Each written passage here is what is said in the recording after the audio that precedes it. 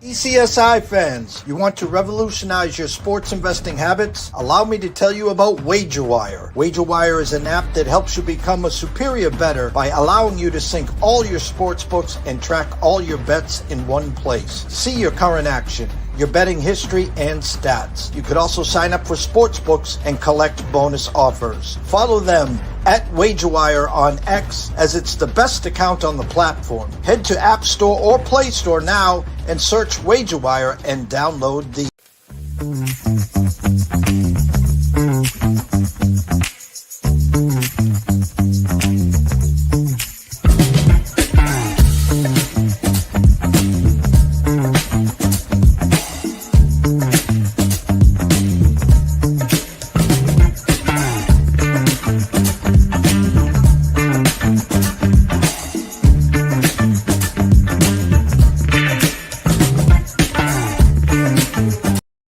Excuse me, Mr. DJ. Hey, check this out. We got a great show coming your way.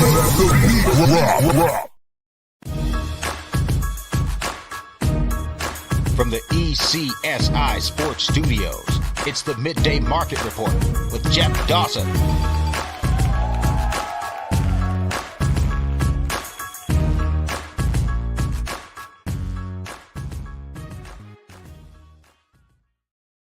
Good morning, sports fans from all around the globe. I am the host, Jeff Dawson, East Coast Sports Investors, and it's that time of the week for Knicks Nuggets, Week 11, NCAAF. Wow, blinking. Next thing you know, we're talking bowl games in the final 12. Where is the time gone? It's amazing how quick the season goes. But before you know it, Nick, we'll be putting the sunflower seeds in. We'll be talking baseball. So anyways, first and foremost, a shout out to our proud sponsors and partnerships. It's WagerWire. Head on over to Google Play, download the app. It is free. And of course, AtlantaSteaksAndSeafood.com. Steaks, seafoods, chops, appetizers, wines. Terry's got it all. Set it and forget it. 4. That's right. 4 premium once a month plans, where subscription plans, where you get a box of protein delivered to your door like I do every 30 days. So the headliner today: can the Red Raiders of Texas Tech send BYU home with their first loss? A number that is just crazy when you look at this matchup. I think 10 in some shops, 10 and a half. Anyways, let's bring him in. Mr. Nick Hathcoat. What's up, Nick? Morning, Jeff. How are you? I'm well. How are you? Good. Coming off a great night of college basketball. Hit the one college football play with the South Florida team total over that hit in the first half, which is always nice. Let's set it, forget it, change the channel. So yeah, coming off pretty good week. Glad college basketball is here and excited to talk college football. Well, I'll let, with that intro, I'll let this vent, because I had South Florida over 42.5 team total on the desk. And so I'm kicking myself in the nuts there. Of course, they score 45. Defense scores the first 2 scores in the first quarter. They didn't have the ball. Who cares? We don't need it. Florida hoops, NCAA team total first half over 53.5. Lands on 52.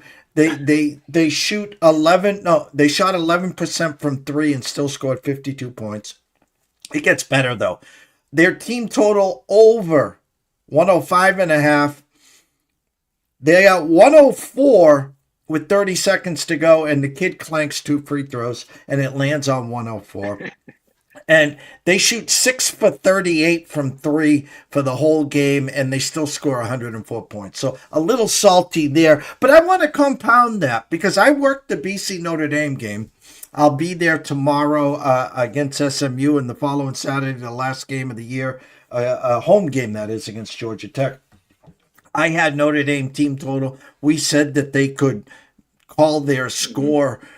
Was it more looking ahead? Was it more chewing the food? What happened with Notre Dame last week? They won. Don't. I'm not saying, but what happened? I think it was a mix of 2 things. I would say one of them is you can mention looking ahead, because who do you need to prepare for more? Is it Boston College, or is it that Navy triple option that they run? And especially Navy going into last week was also undefeated. Hard to tell really how good they were, just because they hadn't played anybody up until North Texas last week. obviously we saw how that went. But yeah, I think it was more of those, you have to prepare for the triple option coming up in 2 weeks. I'm sure which they normally do. They normally spend a little bit of practice each day preparing for it, like a week ahead, 2 weeks ahead. So I do think part of that. And then also, it's one of those letdown games. I mean, you go up to BC, you're expected to win by 40. I think they let the ball, they stayed on the ground, and kind of once that fourth quarter hit, kind of did what they needed to do, just let's go home, let's get out of this. All we have to do is win out. It should be in good shape. You don't see 29.5 point favorites on the road. And we talked last week about style points. And like Indiana, they're not afraid to just keep pushing with that ground and pound attack. I figured this would have been score early and often. Let's rip the heart out first and second quarter and let's coast. And it was almost not until the fourth quarter when Jeremiah Love breaks off with the 96 yarder for the touchdown that you could actually breathe a little easier, Nick. Yeah, I would say it's a little bit different for Notre Dame just because they're already kind of dealing with quite a few injuries, especially down 3 offensive linemen, which showed. Get one of those guys back this week. 2 defensive linemen down, which hurts. And so I think part of that being the case was one of those, let's get out of here, let's get healthy, compared to Indiana, who has just been been lucky, stayed healthy for the most part. Surratt is questionable, their number 1 receiver for this weekend against Penn State. We'll cover that game in a bit, but yeah, it was just one of those things where it was a get home, get out of Massachusetts a little bit, or get out of Boston, and let's just take care of business. Well, before we get to Knicks Nuggets this week, I want to go down. We had our first Tuesday top 12. We had the seedings and the top 4 who get the bye. Of course, I couldn't watch it because I have YouTube TV. Thank you, ESPN. Ohio State, Indiana. Personally, I thought they might give us the banana in the tailpipe. I thought they might have Indiana 1, Ohio State 2, 9-0 versus 8-0. And of course, Ohio State defending champs, and they haven't lost, so they got what they deserve, number 1. A&M, number 3. We've been waiting for them to finally lose. Well, maybe it's this week at Missouri. Alabama loses opening game to Florida State, been rolling ever since. Georgia 7-1, Oregon 7-1. Tough game in Iowa this week. The Ole Miss Rebels, I got to give it props what props do. Lane Kiffin just keeps on rolling there. They're at 8-1. The undefeated BYU team that I talked about in the intro that we'll talk about, 10-point dogs at Texas Tech. Speaking of Texas Tech, 8-1. So they're right there, 8-9. So one of them will fall and one of them might rise. Your Notre Dame team, 8-2, the only 2-loss team. Then here comes Oklahoma. Hats off to Oklahoma. Not easy to bounce back off of a bad loss to Ole Miss, go into Tennessee and handle business there. And then the number 12 team at 8-1, winners of 7 in a row. The what? Virginia. Can you give me a little insight on this Virginia team? Because when the dust settles in a month, I don't expect them to be there. Yeah, so they actually have they have the worst post-game win expectancy in the country of games that they've won. You look back on it, like all single-digit wins. That NC State game is looking worse and worse, I would say. And especially you talk Notre Dame and Virginia kind of being right next to each other. Notre Dame beat NC State by 30, and NC State beat Virginia. But that's something that's going to work itself out. If Virginia keeps this horseshoe up their butt, then they deserve to get in because they're going to beat some good teams down the stretch. It means they win the ACC championship and they'll get in. Do I think that happens? Absolutely not. I don't trust this team whatsoever. Somebody will get them for sure. But I guess just going down the whole kind of list of 12, which never happens, I'll say, I was actually pretty happy with what the committee did, where they kind of rewarded the good wins and kind of punished it. So, and say like Oregon, who hasn't really, I don't know who their best win is right now, being at 9. And people say like, okay, well, Oregon maybe is one of the best teams in the country. Possibly. But let's see him show it, because that Penn State was technically supposed to be their best win, and yikes, that's not aging well anymore.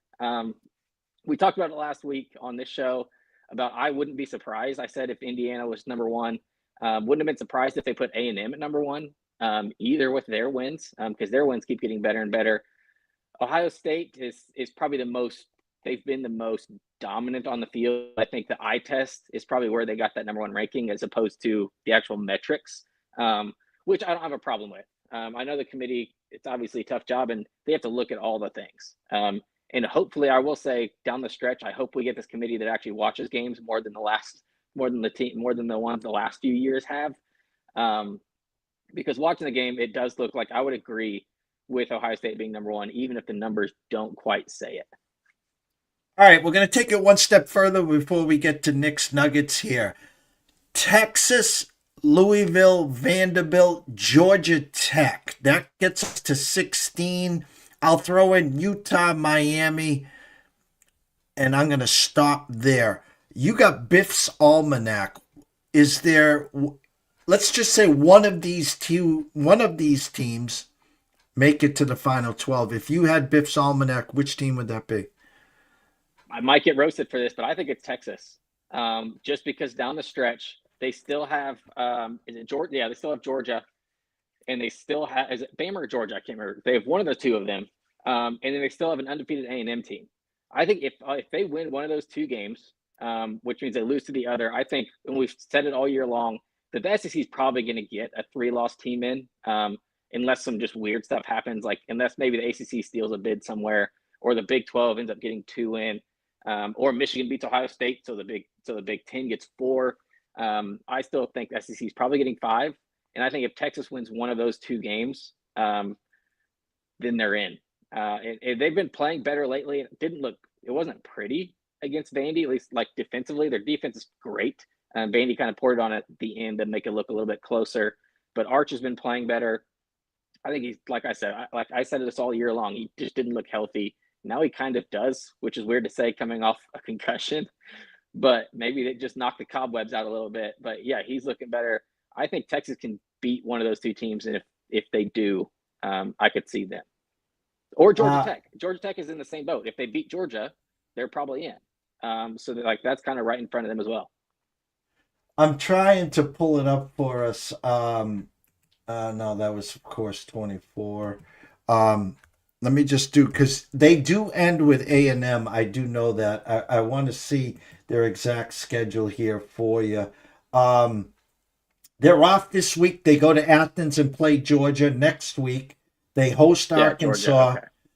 And then, of course, the rivalry weekend, home against A&M. So it's right there in front of them, at Georgia, Arkansas, and then home against A&M.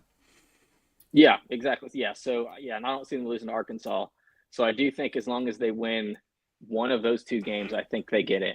Now, the discussion could be which one should they win.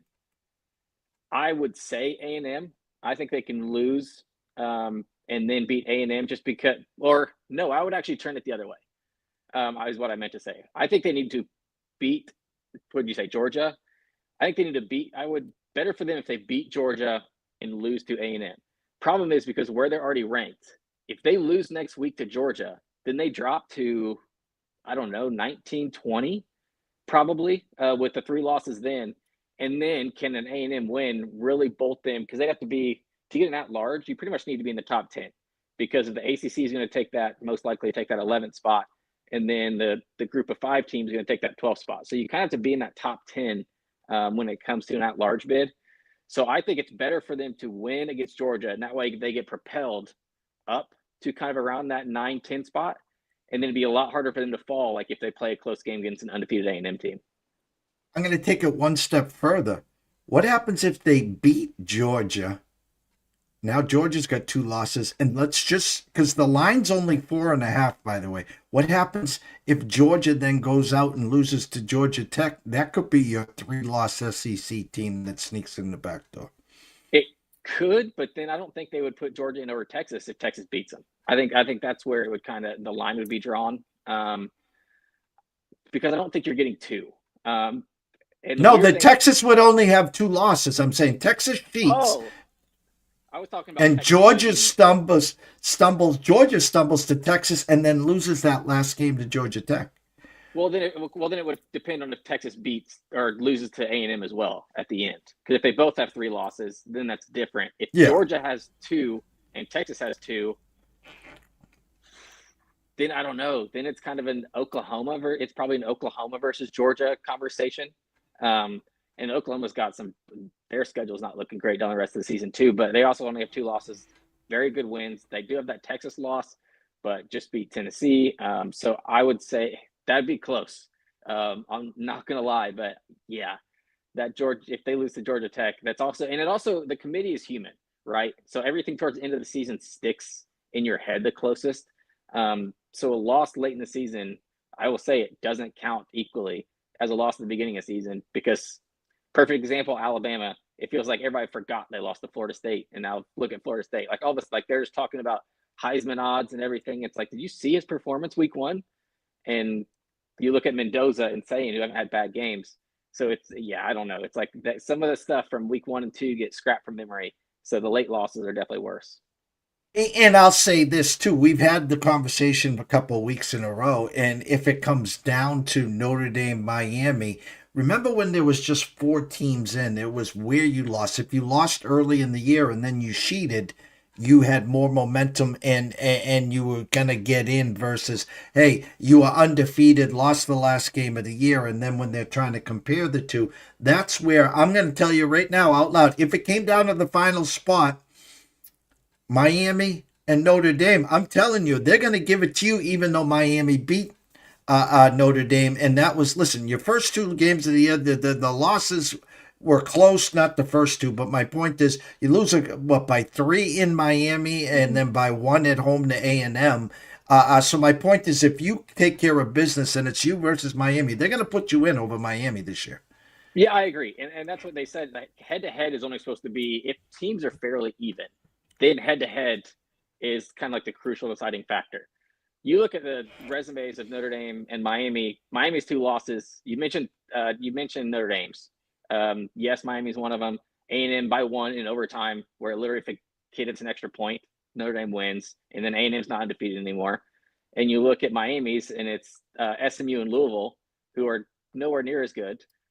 Notre Dame's getting, for some reason, dragged about their strength of schedule, but it's 16th in the country right now.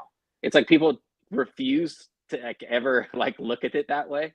So they're just like, no, Notre Dame doesn't play anybody, but it's because they look in the prism of conference foes instead of the actual overall. Yes, they play teams from everywhere, but look at the overall strength of schedule is 16th. So that's not bringing down Notre Dame at all. Knicks Nuggets for week 11 in the NCAAA. Georgia, 3rd quarter -1. Kirby's done an amazing job at the halftime, and they've been rolling, especially in the 3rd quarter. Like where your eyes are. James Madison Marshall over 53.5. Texas Tech -10. Temple +7. A&M -5.5. And you end your card this week with TCU -7. The stage is yours, sir. Yeah, that's pretty much all the explanation for Georgia. To get that -1 in that 3rd quarter. We talked about Kirby Smart he's been so good at adjustments, especially this season, not even in his whole career. They've been struggling in first halves. I don't know why. They just come out slow. So I didn't want to take the full game. I didn't want to bother. I thought about correlating the first half and almost taking a Mississippi State first half. Just didn't like the number where it was at. I think it was +5, 4.5 maybe. So I didn't love that, but I do love Kirby coming out in the 3rd quarter and winning that 3rd quarter. Even if I don't care what it is, 3-0 we win, 7-3 we win, anything like that. I'll trust those adjustments to be made in that 3rd quarter and leave the rest of that alone. James Madison Marshall over. These 2 teams flat out scoring the last few weeks. I don't know. James Madison's defense was very good at the beginning of the year. Not sure really what happened to it. Don't know if it was a schedule thing. And Marshall surprisingly has been better than what a lot of people thought. They were one of my preseason that I had below their win total coming into the year. I think it was set at 4.5. Their offense has been very, very good, even after losing the quarterback to Southern Miss, losing most of their team to Southern Miss. And I'll say that. So yeah, I love this over here. I think this number is too low. I would probably even play it. If it was 58.5, I probably would have played it. I think it gets in the 60s.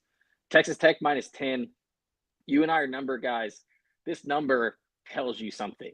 When it's a 7 versus 8 and a team is favored by double digits, somebody knows something, as we say, like in our industry. And I think that's the case. Baron Morton playing for Texas Tech at quarterback they've just looked so much better with him. People, you need to remember, like their loss to Arizona State was with the backup quarterback who's out now with an ACL injury. Baron Morton's just totally different. I mentioned the horseshoe in the butt for Virginia. BYU's had that as well. Maybe they do have that here in Burn Me where they can keep it close. But Texas Tech's defensive line is so good that I just don't see Bachmeier and them being able to run the ball like they have been against everybody else. So I'll take Texas Tech, and I would lean under there as well. I was close to playing that. Temple +7 against Army. This is a great bounce back game to kind of fade Army. Just coming off an Armed Forces game. Temple's offense is very good. I think they'll be able to score here. This is going to be a slow game. We love these when you kind of get a spread or a touchdown or larger against one of these Armed Forces teams. You kind of love to take it because you're usually not going to get blown out. So I think Temple can score enough and make enough explosive plays to where they're in this, if not win it outright. A&M -5.5. I got this early in the week. I'm not sure what you're seeing it's at now. I think it's still 6.5 probably. I'm not sure we see a 7 because I think if it hits 7, it probably gets blasted back down. So I like A&M here. Right now at circa 7 -5 cents. Next move back to 6.5. You can get 6.5 at Caesars, Hard Rock, ESPN. So it's floating between that 6.5 number, but it's -20 on the 6.5s, or all the 7s are -5 cents. Going to come back down. Yeah, okay, that's kind of what that's where it's going to settle to, and I thought that's where it should have opened. So I took the 5.5. It was either Sunday or Monday. I don't know what to think of this quarterback for Mizzou yet. That's my biggest question mark. Being third string quarterback, starting in a game against an undefeated team. He showed flashes against Vandy 2 weeks ago before their bye week, where he came in after previous injury. He looked pretty good, 14 for 21 for I think 130 yards. So he wasn't bad, but this A&M defense is a little bit better than Vandy's, or at least on par. The only question I have is, I don't know, Missouri's defense is very, very good, and people don't realize it. So I could see this being a close game, but I really do think at the end of the day, I think A&M is just a better team and will make more plays. So to get this under a touchdown, I'd play it at 6.5. I would probably leave it alone at 7, to be honest. And then TCU -7 against Iowa State. These two teams are just going completely opposite directions. Iowa State has hit a wall and I think lost 4 or 5 straight now. Just injuries all over the place. Starting 2 corners are still out. And with an explosive offense like TCU, that's not really who you want to be facing. TCU's quietly 6-2, and also still in the hunt to be in that Big 12 championship game as well. So they've got a lot to play for. They know that they need to win this game. Iowa State is kind of, I think, if they haven't shut it down, and Campbell's a great coach, so he probably keeps them from just going into quit mode like some teams have this year. Colorado, Penn State. Besides those teams, I would say, yeah, I think TCU blows them out here. And then if you want a couple I'm looking at, just waiting for some numbers. Indiana right now it's been hovering around that 14.5, 15. Every time it hits 15.5, it goes back down to 14.5. It's kind of floating. I could see Penn State getting backed a lot, either tonight or tomorrow morning. And I'm going to see if we get a 14 with Indiana. I kind of doubt it, but I'm going to wait and see. Because I would still play Indiana at 14.5, still playing them at 15, so I think that's the worst number we'll get. It's not going to shoot up like 16.5 or 17 where it's unplayable. So I'm waiting for that Indiana at 14. Your UConn Huskies sitting there at 9.5 the entire week. And everybody's been hitting UConn. I think 78%, last I saw was like 78% of bets were on UConn as the underdog against Duke. It's still sitting at 9.5 though. So this is another, does somebody know something? Why is this number not moving?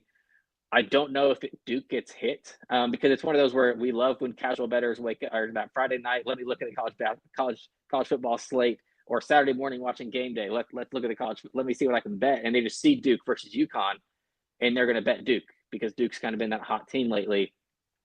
Duke has nothing to play for here. They're still alive in the ACC championship game.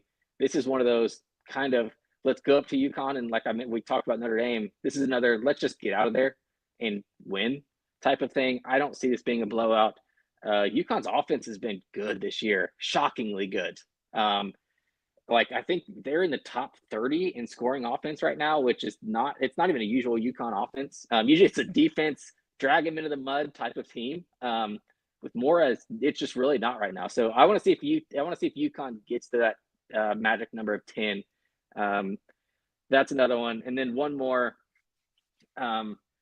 We glanced over this game for a minute. Wake against Virginia. I don't know what to do here because, like I said, that horseshoe up Virginia's butt. This feels like a trap game. Virginia just went to California, stole basically a win at Cal, and now they're coming back home. They see their name up in the playoffs, where a place where they probably feel like, do we belong? And it's all cool. Kids walking around campus, everybody's congratulating them. Now here comes lovely old Wake Forest in at that +7 number that I think is going to be tough to lay off of. I scrolled to Duke UConn and all on social media. Fill the stadium. I mean, they're trying to really pump this game up. Yep. Be a great basketball game this year too, by the way. Yeah, but it's something. The initial numbers to where they are today, they're expecting a shootout at the OK Corral. The Duke team total, you can get over 37.5 at +111. How about this one? UConn team total over 28.5 at +117. Now they opened up at 36.5 and 26.5, but initially the final score they're telling you was 37-27, and that number not moving off 9.5 where you were leaning towards almost makes it sound like Duke's going to win by 10 here. That's what they know. Yeah, that's why I'm kind of waiting. And let me see, because you said that was plus money for 28.5. 28.5 is under -137. No, I'm seeing. So I'm seeing like FanDuel and DraftKings, Hard Rock are all UConn over 26.5. Yes, okay. So you can get over 26.5 Okay. minus the 130. So you get your soft number at 27. My point is if you were looking for plus money, you can get them over 28.5 at +117. I actually don't hate it. But yeah, I don't know. They gave a bunch of Clemson. Georgia Tech scored 27 on them. NC State scored 33 on them. And yeah, looking at the last 4 games for UConn, 51, 38, 34, 38. Now that's UAB, Rice, BC, and FIU. I honestly, now that you brought that up, I don't know why this one's getting my attention.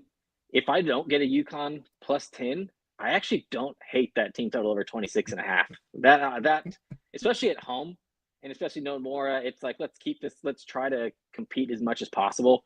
And Duke, like I mentioned, who do they have next? Let me pull this up real quick because I think next week, they have Virginia next week, so that could determine who's in the ACC championship game. So we mentioned teams wanting to stay healthy this time of year. I could see Duke being up 7, 10, 14 in the fourth quarter, letting off the brakes a little bit, just saying let's get out of here healthy. Could see UConn covering, but I wanted at 10, like I said, and could also see them giving up some points to UConn in the fourth quarter, where maybe it's a little backdoor team total cover. And Mora's still getting chastised for not going for 2 a couple of weeks ago on the road and eventually losing in overtime. So always end this segment, Nick. They know where to follow you on X at Hathcoat413. Of course, the Insiders football and, of course, the NCAA Insiders, but I always throw it back to you. Yeah, this morning on the Insiders FB account, just posted the plays from me, Matt Grissom, who you had on here yesterday, and Smitty as well, who works with us. So just posted those on our account, our current cards for this week, so you can find those on there. I put all my college basketball plays on X on my personal account, my Action Network account. As soon as we get off of here, I'll start digging into the college basketball slate, which has a couple pretty good games, a couple marquee games coming off the last couple nights have been kind of down.